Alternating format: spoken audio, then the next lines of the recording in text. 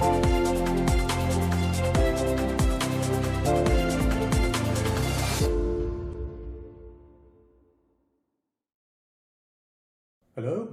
my name is Thorsteinn Siglaugsson and I'm here with Philip Marris, CEO of Marris Consulting in Paris.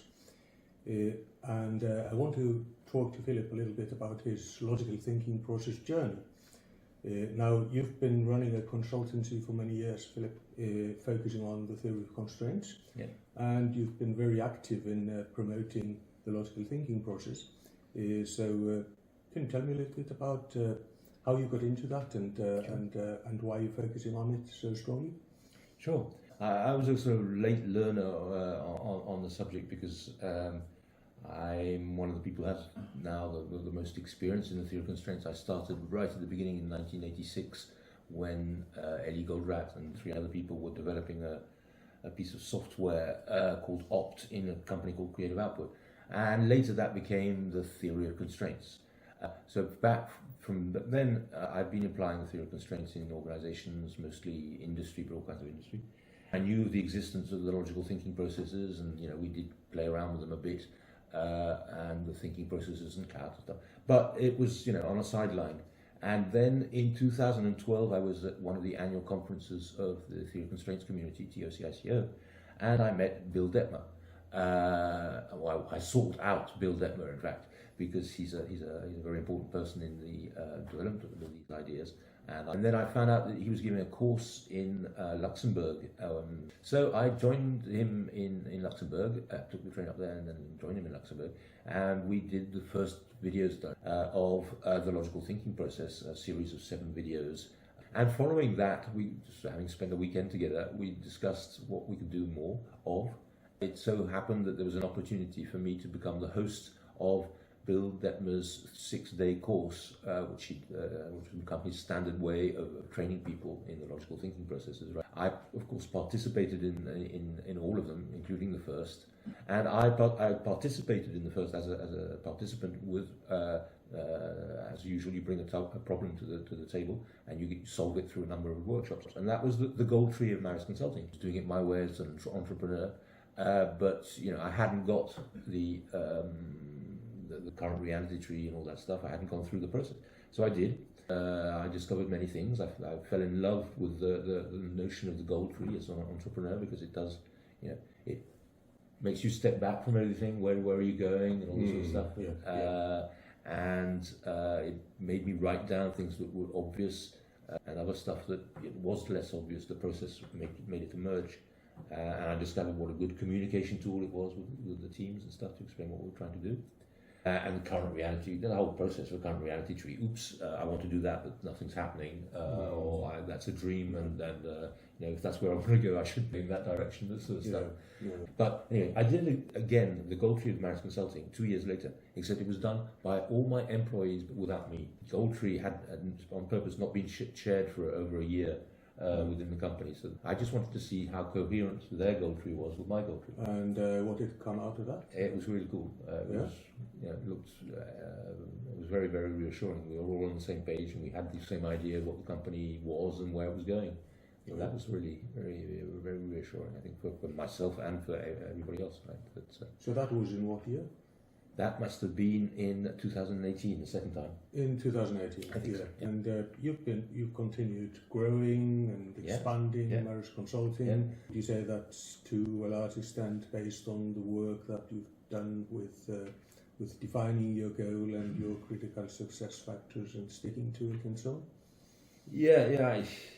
I'm still learning, and one of the things that resounds in my head regularly is Bill Dettmer looking at me sternly and saying, gold trees don't change. If you found that you had to change the goal because the environment was changing, it was because you hadn't used the right words in the definition of the goal.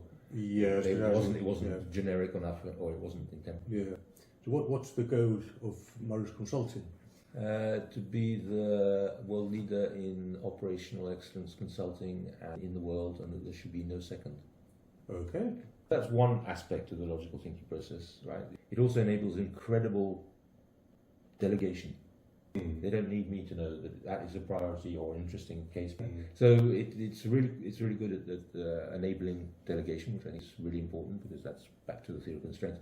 How does the owner and founder of a company avoid becoming the bottleneck? And that essentially goes through intelligent delegation. So that was one aspect. But the other thing is that in general, the average is, and Bill repeats it often, Bill Dettmer, thinking is hard work. So it's easy for no one.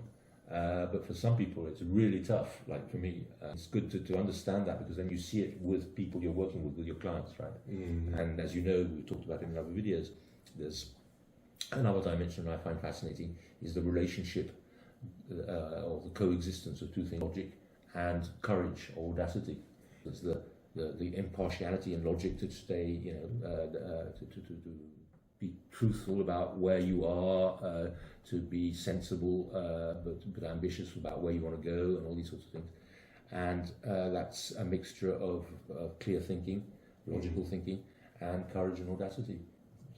So that's what was happening, right? So now we're watching lots of people in the courses, in person or later during the pandemic online. So then we of course have been applying it with our clients in various organizations. It's also, we found, fractal, or can be used on big problems and small problems. And sometimes the small problem stuff is, I find, very interesting. It does two things: it solves a particular small problem, and it gives people the ambition to use the same process for something more ambitious.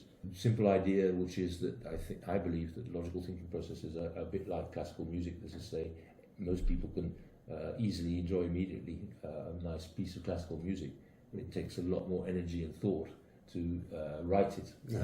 So that was what we were doing. And then we sort of noticed that coming out of the pandemic, there'd been an impact on the willingness to travel for a number of reasons, not just the pandemic. It was getting harder and harder to get people to come from all over the world for an in-person training session. We decided, after much hesitation, to launch an online training, Bill Dettmer. And we launched it in a format which was both just the videos, a video series, and an option to have coaching, right?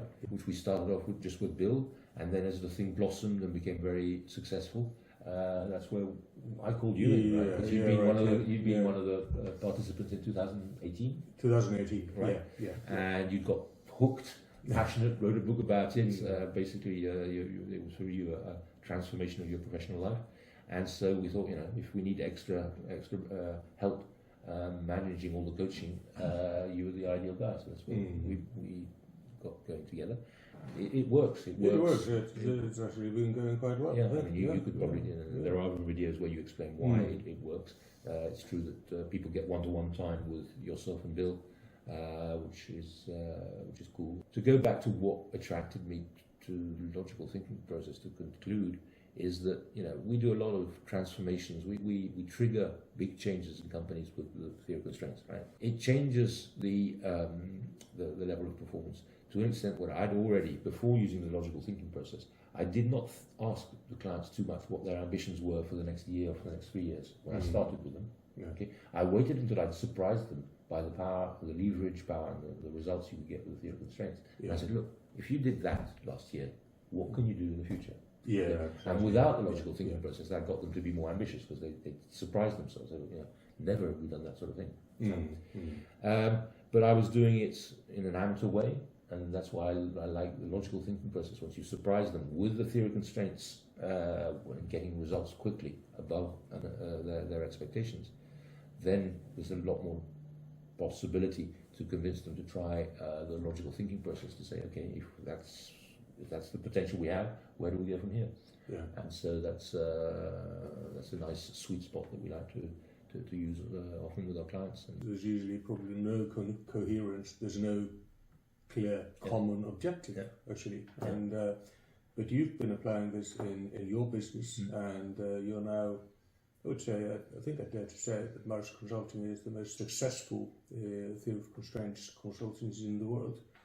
And logical thinking process has helped you to get where you are. So I guess you'll continue to use it to keep driving your success into the future. Absolutely. But very interesting. Anyway, That's my logical thinking process journey. Thank you, Philip.